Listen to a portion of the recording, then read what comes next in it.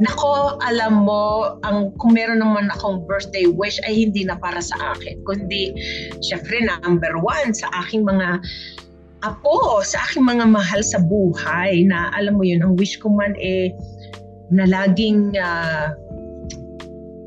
magiging protected sila, they're always safe.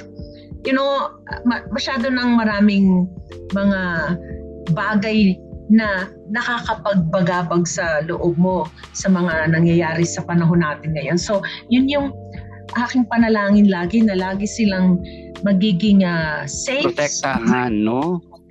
Panginoon Diyos sa araw-araw, at tapatnubayan sila lagi, that they will always be watched over by angels, you know, that they will always be protected from any evil things or any from evil people, you know.